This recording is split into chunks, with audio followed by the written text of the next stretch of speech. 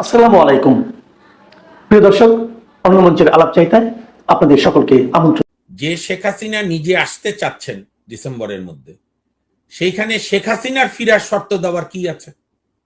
আপনাকে তো ডিপ্লোমেসি করতে হবে। আপনি ভারত, পাকিস্তান, নেপাল, চীন, বিশেষ করে প্রতিবেশী মালদ্বীপ, শ্রীলঙ্কা, আপনার সত্য তাদের সঙ্গে মান মর্যাদা রেখে মাথা উঁচু করে সমাধান করতে হবে। জাতির জনক বঙ্গবন্ধু 3 মাসের মধ্যে ভারতীয় সৈন্য পাঠিয়ে দিয়েছে, পৃথিবীর ইতিহাসে বিরল। এখনো সৌদি আরবে মার্কিন যুক্তরাষ্ট্রের সৈন্য আছে। সমাজতান্ত্রিক বিশ্ব যতদিন ছিল অনেক জায়গায় সোভিয়েত ইউনিয়নের সৈন্য ছিল, কিন্তু বঙ্গবন্ধু সেটা অ্যালাউ করেননি। বঙ্গবন্ধু ভারতের সঙ্গে চোখে চোখ রেখে কথা বলেছেন, মর্যাদা দিয়ে কথা বলেছেন, আবার ভারতের যে 71-এ মহান অবদান সেটাকেও তিনি শ্রদ্ধা করে স্মরণ করেছেন। এখন আপনি তো ভারতে যাবেন, ভারত আমন্ত্রণ জানিয়েছে, আপনি ওখানে গিয়ে চোখে চোখ রেখে কথা বলবেন যে আমার গঙ্গার চুক্তি করো, পানির যে আমার ন্যায্য অধিকার আছে, তুমি উজানের তোমার ওখান থেকে নদী আসে, নদী আইন টাইন যা আছে, তিস্তার কথা, বর্ডার কিলিং কেন হবে, এগুলো নিয়ে আপনি আলাপ করবেন। বাণিজ্য যে দুই দেশের যে বাণিজ্য গ্যাপ সেইটা কমানোর আপনি ওখানে গিয়ে বলবেন। এটা তো গ্রামের মানুষের মতো না যে আমি তোর বাড়ি যাব না, এটা বললে তো লাভ হবে না। আপনার ওখানে গিয়ে কথা বলবেন। হ্যাঁ, সেখানে গিয়ে আপনি বলতে পারেন যে শেখ হাসিনাকে ফেরত পাঠান। আর প্রথম কথা, শেখ হাসিনা তো নিজেই আসতে চাচ্ছে। এই ইস্যুকে গুরুত্ব দিয়ে অ্যাকচুয়ালি বিএনপির পররাষ্ট্র মন্ত্রণালয় এই বিএনপিকে ডোবাবে আমি বললাম। কারণ আপনি প্রতিবেশী ভারতের সঙ্গে যুদ্ধ করে আপনি থাকতে পারবেন না। আপনাকে ভারতের সঙ্গে আলোচনায় বসতে হবে। আধুনিক বিশ্বে এটাই নিয়ম। আপনি এত সব বাদ দেন, মার্কিন যুক্তরাষ্ট্র ইরানের সঙ্গে গিয়ে করতে পারলো কিছু?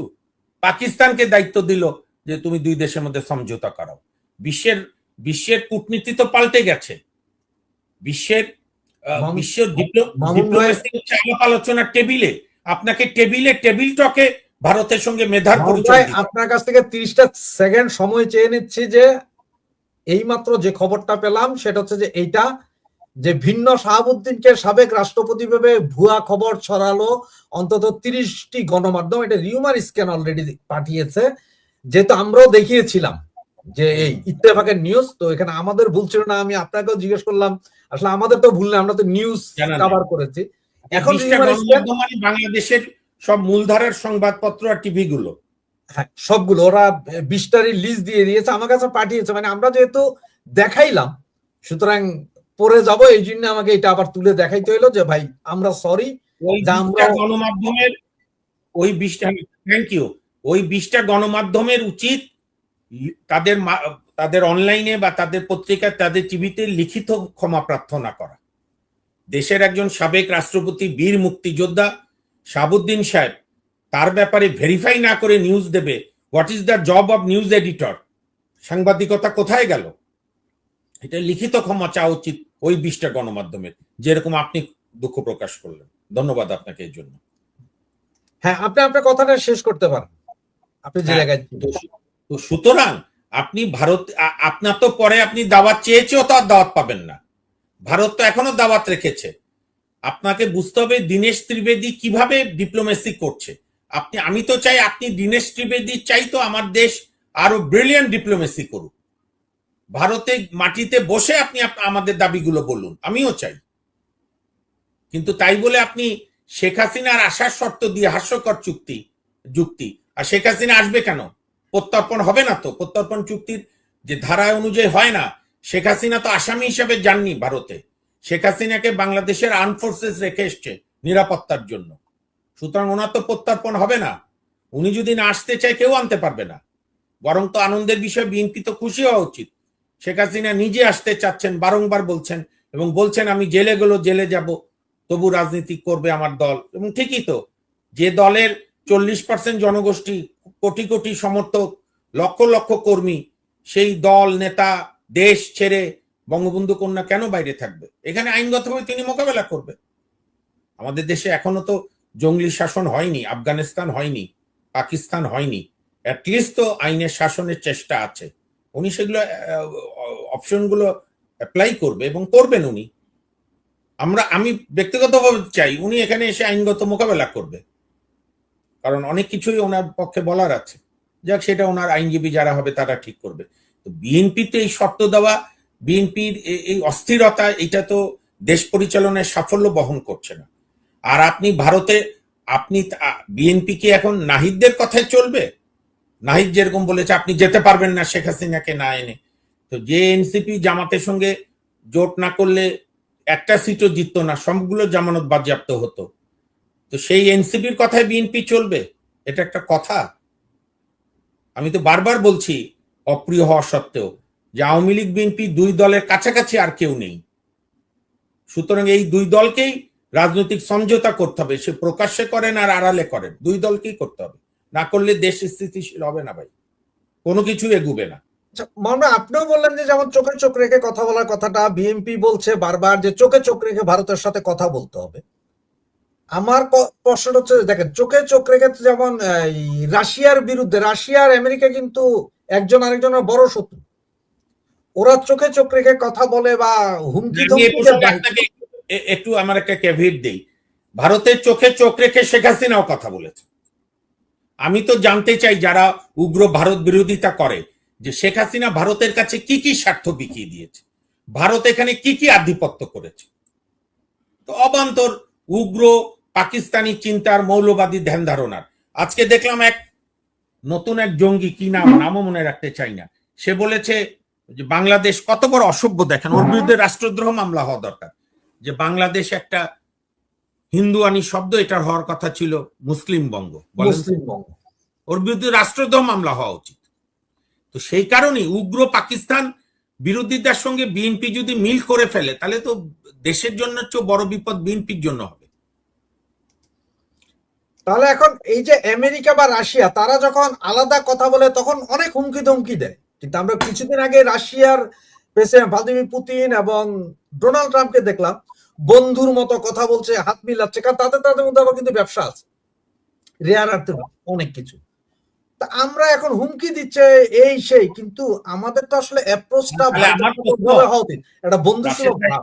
আমার প্রশ্ন তাহলে যে তারেক জিয়া সাহেবের শপথ অনুষ্ঠানে, মাননীয় প্রধানমন্ত্রী শপথ অনুষ্ঠানে বিল্লাওম আসলো, আপনি অ্যালাউ করতেন না?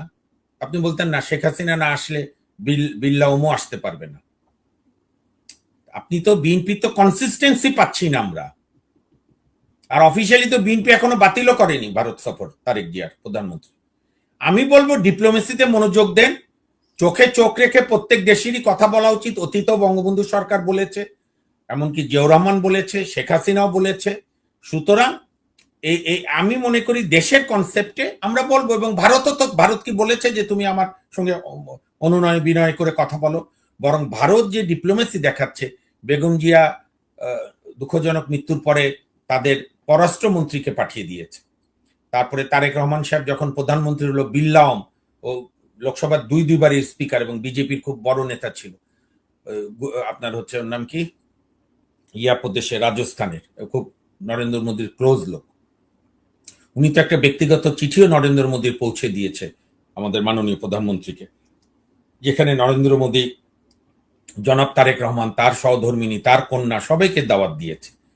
আপনি তো একে অপরের সঙ্গে সম্পর্ক রাখতে হবে, আপনি তো এক ঘরে হয়ে থাকতে পারবেন না। আমি সেটাই বলছি, আপনি ভারতে গিয়ে আমাদের পক্ষ কথা বলেন, ভারতও তাদের কথা বলবে একে অপরের। কালকে তো দেখলাম দীনেশ ত্রিবেদী বলছে আমরা আপনার ভারতের বাংলাদেশের প্রধানমন্ত্রী যাবার অপেক্ষায়। আপনি এই সুযোগ নেন, নিয়ে একে অপরের কথা বলেন। তারপরে যদি ভারত আমাদের কোনো দাবি না মানে তখন কথা বলা যাবে, তখন আপনি নিশ্চয়ই রাশেদ হায়দারও বলবেন, আমিও বলবো যে আমাদের ন্যায্য কথাগুলো ভারত শুনছে না কেন। কিন্তু আপনি আপনার ডোমেস্টিক কনস্টিটিউয়েন্সিকে, উগ্র মৌলবাদীদেরকে খুশি করার জন্য যদি এগুলো করেন, তাহলে তো দেশের ক্ষতির চেয়ে বড় ক্ষতি হবে বিএনপি নিজের।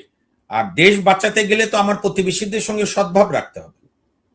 বিপদ আপদে আপনি মরিচ আনবেন, পেঁয়াজ আনবেন, আমরা টাকা দিয়ে কিনছি, ঠিক আছে, টাকা দিয়ে ডিজেল আনছি, কিন্তু ডিজেলটা তো ওই সময় খুবই জরুরি ছিল, এবং সেখানেও তো মনের অজান্তেই নিশ্চয়ই বিএনপিরাও স্বীকার করবে শেখ হাসিনা যে পাইপ টেনে রেখেছিল কত কাজে লেগেছে, নাহলে তো জ্বালানি সংকট আরো হতো।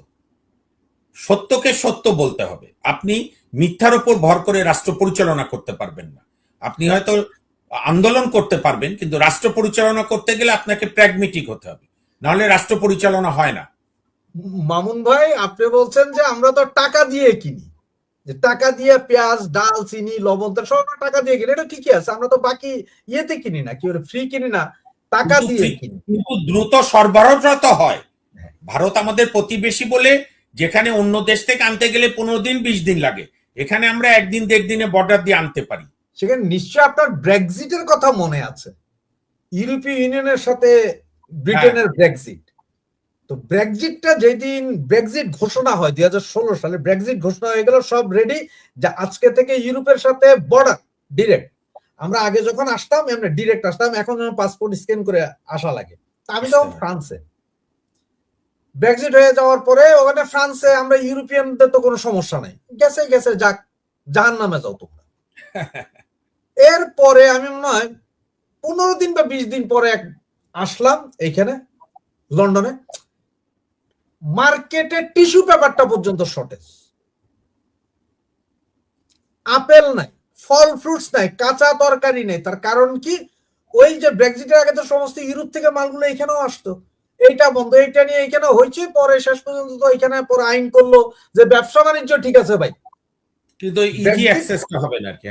হ্যাঁ ব্রেক্সিট ঠিক আছে, ব্যবসা বাণিজ্য ঠিক আছে, সেই মালামাল আর চেক হবে না। এখন এরাও তো কিনে না, এরাও তো পয়সা দিয়ে কিনে। আর বাংলাদেশ, এটা তো মৌলবাদী অন্ধত্ব চিন্তা। আপনার শোনেন, আমি একটা কথা বলি রাশেদ ভাই, আপনার এই বহুল শ্রুত এবং দেখা মাধ্যমের মাধ্যমে, অনলাইনের মাধ্যমে, একটা সরকারের প্রাইমারি জব কি? যেভাবেই হোক সরকার, নাগরিকদের নিরাপত্তা, নাগরিকদের অন্ন বস্ত্র বাসস্থান শিক্ষা চিকিৎসায় নাগরিক যাতে কোনো নতুন করে সমস্যার সম্মুখীন হয়, আপনি সবাইকে খাওয়াতে না পারেন, খাওয়ায় যেন বাধা না দেন, আপনার দ্রব্যমূল্য নিয়ন্ত্রণে থাকে, আপনার জ্বালানি, গ্যাস, বিদ্যুৎ, গাড়ির তেল, আমাদের যে কৃষি নির্ভর অর্থনীতি সেইটার যে ডিজেল পাম্প, পানির পাম্প কলগুলোর জন্য, এইটা তো আপনার প্যারামাউন্ট কনসিডারেশন থাকবে। এবং সেইটার জন্য যে দেশ থেকে, যে দেশগুলো থেকে আমি দ্রুত আনতে পারবো তার সঙ্গে আমার মর্যাদা অক্ষুণ্ণ রেখে আমি সম্পর্ক রাখবো। বিএনপিকে এই প্রথম ক্ষমতায় আসলো, বিএনপি 91 থেকে 96 সালে ক্ষমতায় ছিল না। বেগম জিয়া তো ইন্ডিয়া গিয়ে ফারাক্কার পানির সমস্যা ভুলে গিয়েছিল, উনি যখন প্লেন থেকে নামলেন জিজ্ঞেস করলো, বললেন আমার খেয়াল ছিল না। হতেই পারে, ভুলে যেতেই পারে, আমি এটাকে দোষ দিচ্ছি না, গুণও বলছি না। তো বিএনপি তো গেছে, বিএনপি যখন বিরোধী দলে ছিল ভারতে গিয়ে বেগম জিয়া যাননি, গিয়ে দেখা করেনি, মোদির সঙ্গে দেখা করেছে না। নরেন্দ্র মোদী যখন এখানে আসলো বেগম জিয়া দেখা করেছে না। 2001 থেকে 6 বেগম জিয়া ট্যুর করেছে না, ভারতের মন্ত্রীরাও এসছে। এখন বিএনপি যদি নিজেদেরকে এনসিপির মতো মনে করে যে আপনার একটা মানে ছোট দল, একটা সস্তার জনপ্রিয়তার জন্য, এটা বিএনপিকে গভীরভাবে ভাবতে হবে। বিএনপি অলরেডি ডিপ্লোম্যাটিক লড়াইতে ভারতের কাছে হেরে বসে আছে। আমার মুশকিল, আমার পেট ব্যথা হচ্ছে যে আমার দেশ হেরে যাচ্ছে। আমার তো সবার আগে আমার বাংলাদেশ, এটা তো নতুন করে বলার নাই। লাখো শহীদের রক্তে ভেজা আমার এই প্রতিটি মাটি। আমরা তো ওই যে আপনার ওই যে র্যাডক্লিফের মতো বসে বানরের পিঠাভাগ হয়নি। জাতির জনক বঙ্গবন্ধুর নেতৃত্বে 52 থেকে 62, 66, 69, 71 রক্তের প্রতিটি রক্ত কণা, প্রতিটি মাটির কণা আমরা অর্জন করেছি আমার পূর্বসূরীদের রক্তের স্রোতে, আমার মা বোনদের সর্বোচ্চ আত্মত্যাগী। তা আমার সেই দেশ, যে রাষ্ট্র ক্ষমতায় যেই থাকুক, আমার পছন্দের থাক আর অপছন্দের থাক সরকার, কিন্তু আমার দেশের অপমান তো আমি সহ্য করব না। অলরেডি তো বিএনপির এই ব্যর্থ পররাষ্ট্রনীতি আমার দেশকে বিপদগ্রস্ত করছে। এখান থেকে সরে না আসলে জনগণের ক্ষতি হবে, বিএনপিকে তো এটা বুঝতে হবে। মান ভাই, আমরা লাইভের প্রায় শেষ পর্যায়ে, আপনাকে দুটা ফটোকার্ড দেখাচ্ছি, সেটার উপর আমি একটা প্রশ্ন করব, বলবেন, তারপর আমরা অবশ্যই লাইভটা শেষ করব আজকের। ঠিক আছে। প্রথমটা হচ্ছে যে এইটা, ঢাবিতে 3 ছাত্রকে কটূক্তির প্রতিবাদে ছাত্রীকে করায় ছাত্র ইউনিয়নের নেতা ও কর্মীদের উপর হামলা বহিরাগতদের। 3 জন ছাত্রীকে খুব খারাপ ভাষায়, মানে তাদের ড্রেস নিয়ে কথা বলেছে। কারা বলেছে সেটা আমি মুখে উচ্চারণ করলাম না, আপনারা বিবেকবান মানুষ সকলেই জানেন। ঠিক সেটার সাথে যেই কোশ্চেনটা, সেটা হচ্ছে যে এইটা, পুলিশের সাংস্কৃতিক অনুষ্ঠান, মাদ্রাসা ছাত্রদের হামলা, সংঘর্ষ, আহত 30। এই যে দুইটা, তার মানে এই মাদ্রাসা ছাত্র কারা, ঢাবিতে কারা, এগুলো এখন আপনারা বুঝছেন। এই অবস্থায় জাতিসংঘের যে রিপোর্ট ছিল আমাদের উপর, যে আমাদের আল কায়দার সংশ্লিষ্টতা বাংলাদেশে আছে, তৈরি হচ্ছে, তো আল কায়দা তো আমাদের এখানে নাই। আল কায়দার শেষ মুহূর্তে যায় যে আনসারুল্লাহ বাংলা টিম, এরাই হচ্ছে যে আল কায়দার মূল। আমাদের এশিয়াতে এসে চেঞ্জ হয়েছে। দেখেন এগুলো সব নিয়ে আপনি কি মনে করেন একটা স্যাংশন খাওয়ার সম্ভাবনা আমাদের আছে, বা কোনো সার্জিক্যাল স্ট্রাইক হইতে পারে আমাদের দেশে? না, সেটা বলার আগে আমি যেটা বলি, এই দুইটা ছবি আপনাকে অসংখ্য ধন্যবাদ, আপনার মতো একজন চিন্তাধর্মী সাংবাদিককে, বিদগ্ধ সাংবাদিককে। এই দুই ছবি তো প্রমাণ করে দেশে এখনো মপতন্ত্র চলছে। এবং এই যে ঢাকা বিশ্ববিদ্যালয়কে ডক্টর ইউনূস যে জামাতের এক ব্যক্তিকে নিয়োগ দিয়ে যে হাটহাজারি মাদ্রাসায় পরিণত করার চেষ্টা করেছে, সেটার প্রক্রিয়া এখনো চলছে। তাহলে বিএনপিকে সিদ্ধান্ত নিতে হবে যে দেশে কি গণতন্ত্র থাকবে, আইনের শাসন থাকবে, নাকি মপতন্ত্র থাকবে, নাকি উগ্র মৌলবাদী থাকবে। আর পুলিশ প্রধানকে আমি অনুরোধ করব, আপনাদের সাংস্কৃতিক অনুষ্ঠানে মাদ্রাসার ছাত্ররা হামলা করেছে, অনেক সাংস্কৃতিক অনুষ্ঠানে এই জঙ্গিরা হামলা করছে। কারণ সাংস্কৃতিক অনুষ্ঠান, সাহিত্যিক অনুষ্ঠান যারা হামলা করে তাদের আমি জঙ্গি মনে করি। তো আপনারা এই জঙ্গিদের বিরুদ্ধে ব্যবস্থা নেন। সেখানে যদি সরকার বাধা দেয় আমাদেরকে বলেন, আমরা প্রতিবাদ করব। এটা কোনো কথা? এইটা আমাদের বাংলাদেশ? স্যাংশন কেন? বহু কিছু আসতে পারে। এখন যে বিএনপির মন্ত্রীরা বলেছে যে নিরাপত্তা পরিষদের সিদ্ধান্ত অনুমান নির্ভর, আমি মাননীয় স্বরাষ্ট্রমন্ত্রীকে জিজ্ঞেস করতে চাই, আপনি কি ব্যবস্থা নেবেন ঢাকা বিশ্ববিদ্যালয়ের এই ঘটনা এবং পুলিশের সাংস্কৃতিক অনুষ্ঠানে? এখন যদি উট পাখির মতো বালুতে মুখ গুজে থাকেন, good luck to you my dear friends, brothers and sisters. আপনি একটা ভালো কথা মনে করেছেন, আমি ভুলে গেছিলাম। এই যে আমাদের সালাউদ্দিন সাহেব বলছেন যে ওইটা অনুমান নির্ভর, জাতিসংঘের যে রিপোর্ট এটা অনুমান নির্ভর। তার মানে হচ্ছে জুলাই আগস্টে যে 800 হত্যাকাণ্ড হয়েছে বলে জাতিসংঘ যে রিপোর্ট দিছে সেটাও পুরোটা অনুমান নির্ভর। না, আপনি জাতিসংঘ যখন আপনার পক্ষে কথা বলে তখন খুব ভালো লাগে, তখন ওইটা বাইবেল। আর যখন আপনার বিরুদ্ধে যায় তখন জাতিসংঘ কিছু না। এই যে রাজনৈতিক দ্বিচারিতা, বৈপরত্য আমরা অতীতেও দেখেছি, বিএনপি সরকারেরও দেখছি। আমি বরং এই দুই ঘটনাকে মনে করি বিএনপির জন্য সত্যিকার অর্থে লাস্ট ওয়েক আপ কল। কারণ এটা যদি তারা ব্যবস্থা না নেয়, কেউ যেন মনে না করে যে ক্ষমতার দম্ভে সব থাকবে। বাংলাদেশের মানুষ এখানে একটা ব্যবস্থা নিয়েছে মামুন ভাই, আপনি হয়তো জানেন না। পুলিশের 3 কর্মকর্তাকে উইথড্র করা হয়েছে ওইখান থেকে, ওই মৌলবাদীদের বিরুদ্ধে করতে পারেনি। হ্যাঁ ঠিক আছে, তাহলে বিএনপি সাংস্কৃতিক মন্ত্রণালয় বন্ধ করে দিক। আমাদের সিনিয়র অ্যাডভোকেট নিতা রায় চৌধুরী যে সংস্কৃতি মন্ত্রী আছে, কামাকা তার পিছনে রাষ্ট্রীয় খরচ টরচ দেওয়ার দরকার কি? সংস্কৃতি মন্ত্রণালয় বন্ধ করে দিক, এগুলো সিদ্ধান্ত নিক। শুনেন, আমি বলি, ক্ষমতার দম্ভ আমরা বহু দেখেছি। বাংলাদেশের মানুষ ধর্মান্ধ নয়, ধর্ম পালনকারী, ধর্মভীরু, কিন্তু উগ্রতা পছন্দ করে না।